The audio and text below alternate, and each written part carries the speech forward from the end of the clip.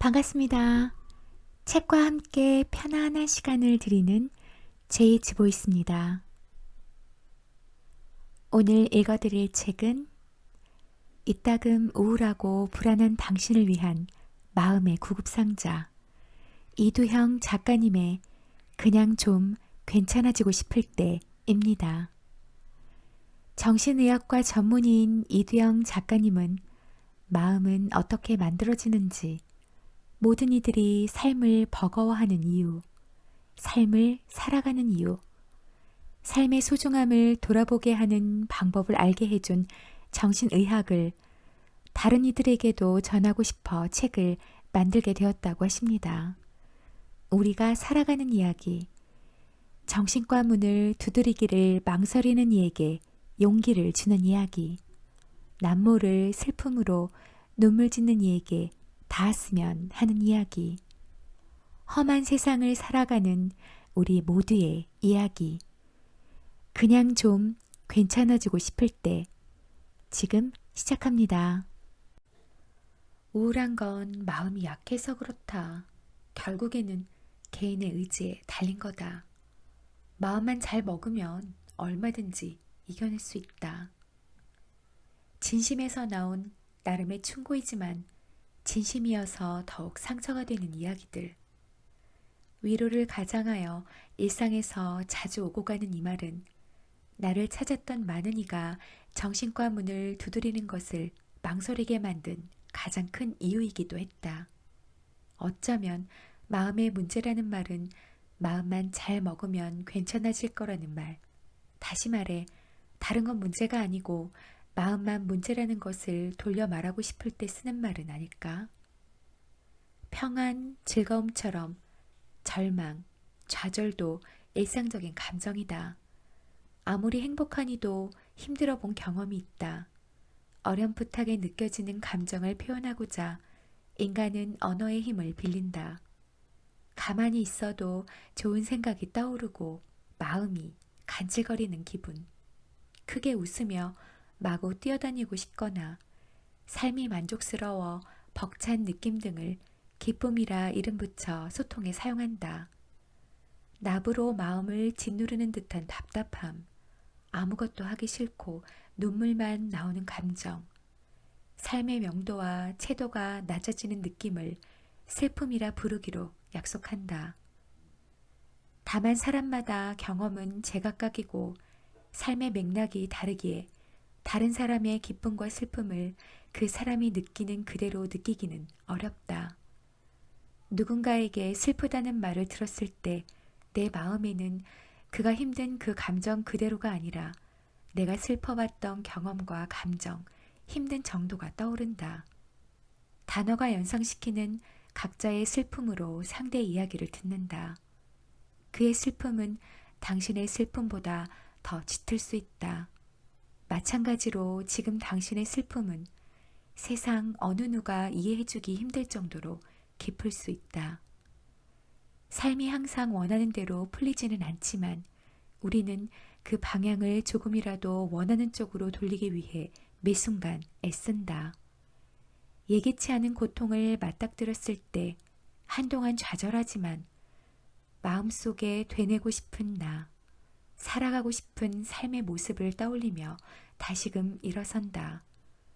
힘든 시간을 지나온 사람은 그만큼의 어려움을 또다시 겪을 때 처음보다 더 의연하고 수월하게 대처한다.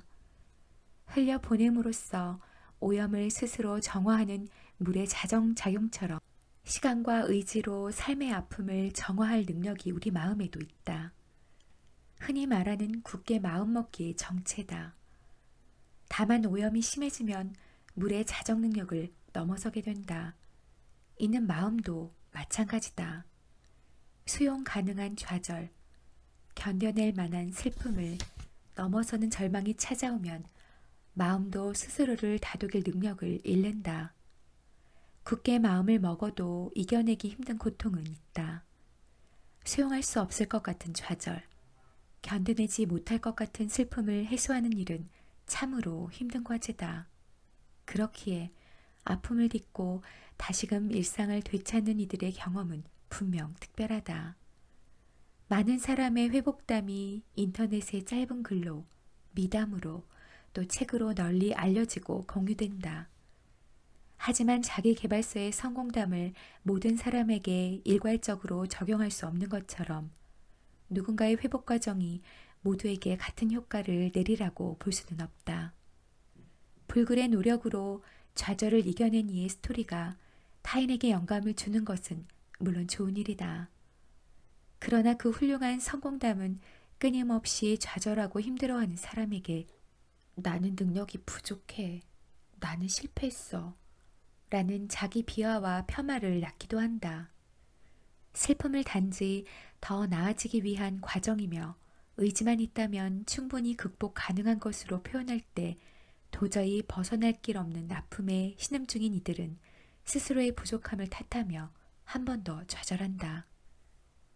편견은 한 번도 힘들어 보지 않은 이들의 시각이 아니라 절실한 아픔을 회복한 이들의 경험에서 비롯될 수 있다. 서글픈 역설이다. 힘듦은 스펙트럼 개념으로 이해해야 한다. 힘듦의 정도와 종류는 다양하다.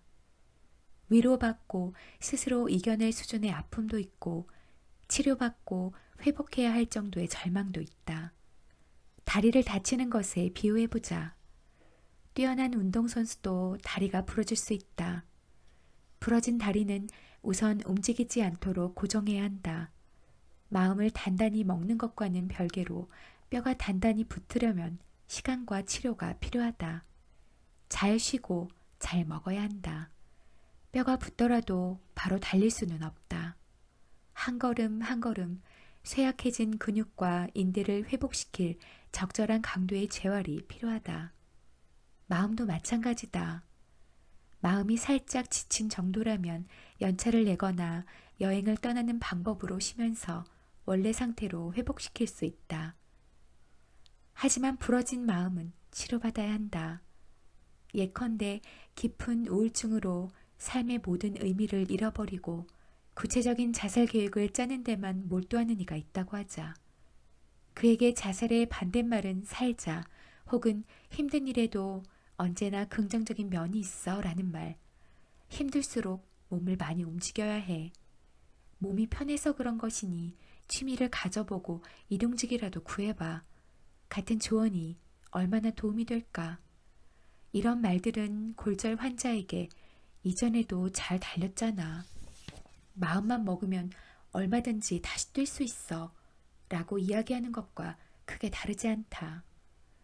그보다 지금 그에게 필요한 것은 자기 자신조차 어쩔 수 없는 죽음의 충동으로부터 자신을 지켜줄 환경과 보호자, 의료진의 보호, 적합한 면담과 검사를 통한 진단, 적절한 치료다.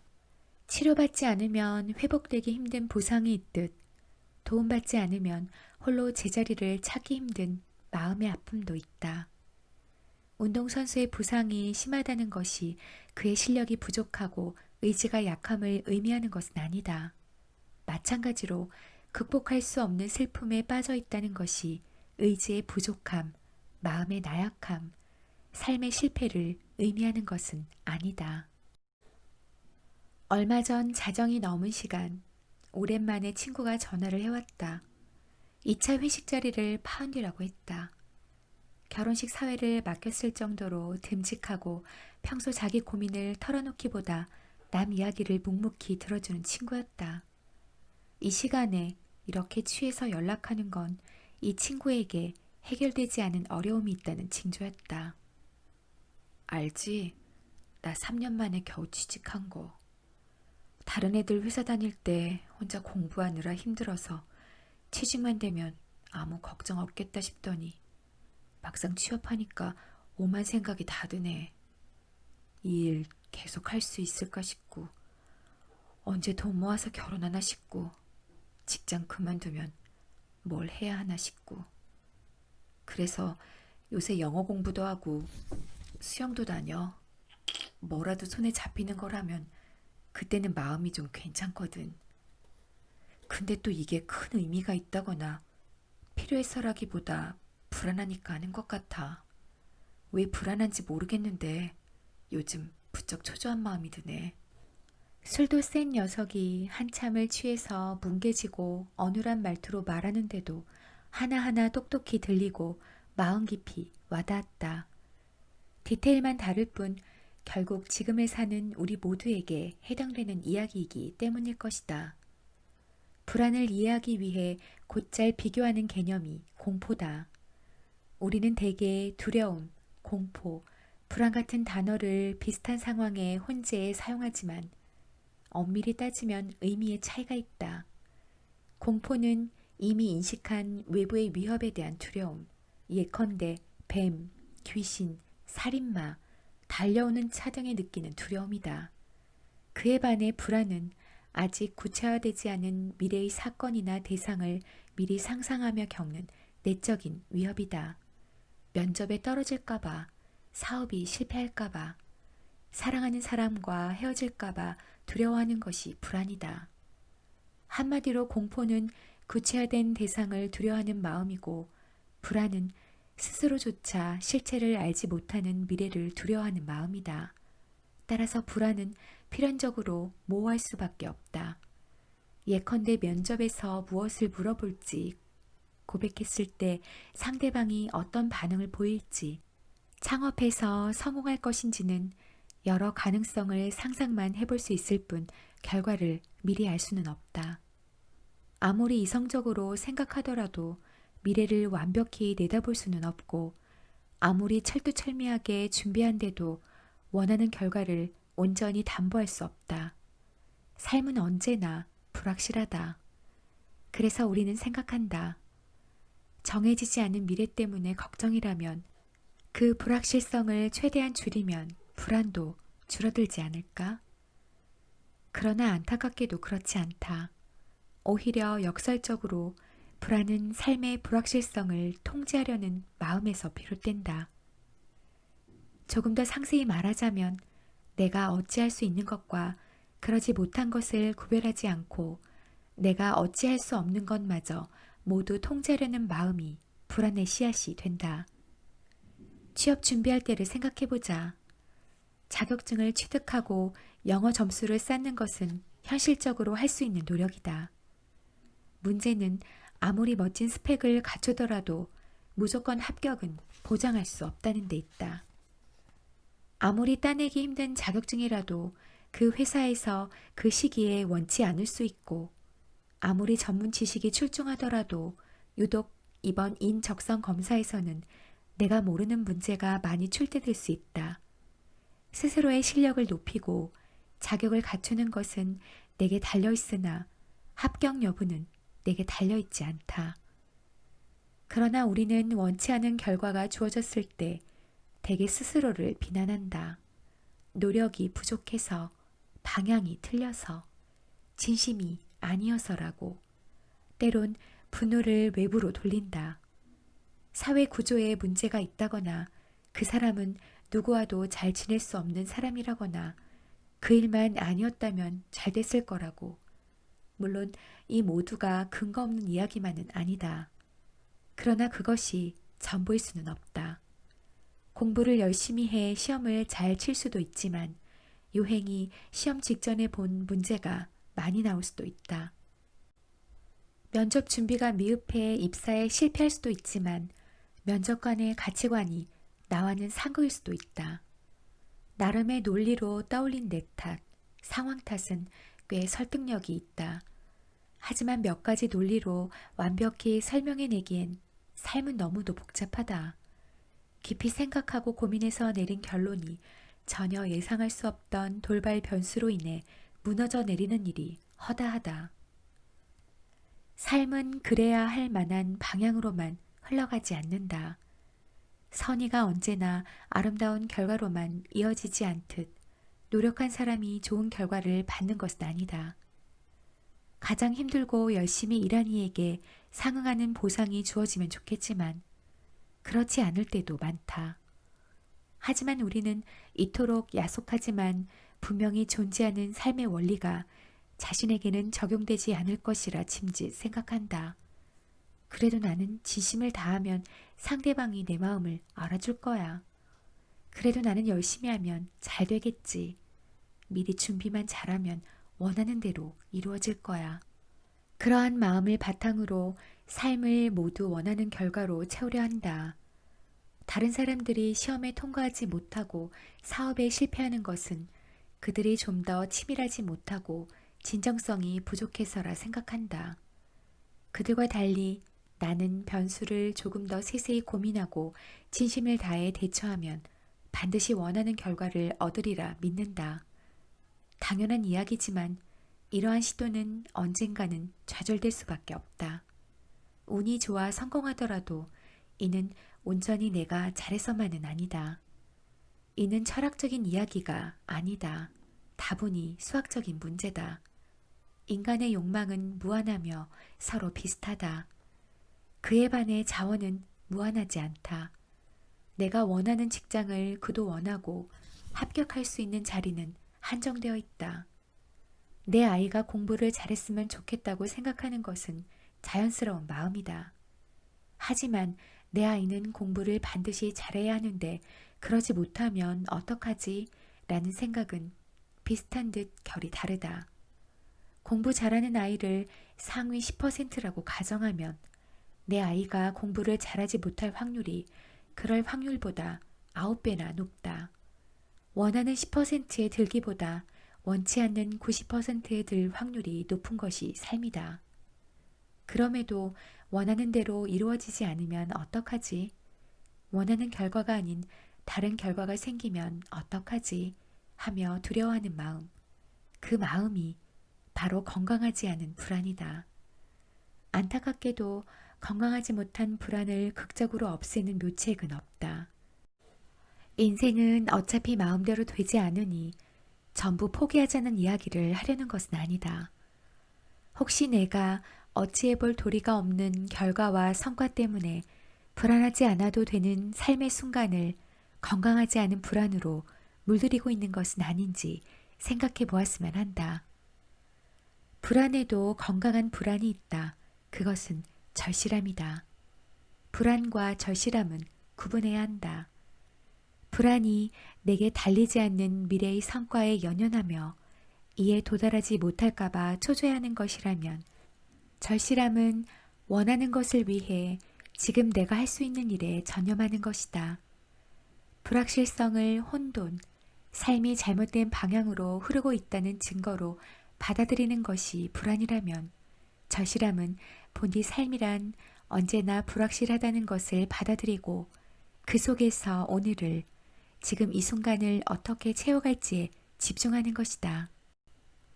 비유하자면 불안은 명절에 만난 친척들의 듣기 싫은 잔소리와 비슷하다.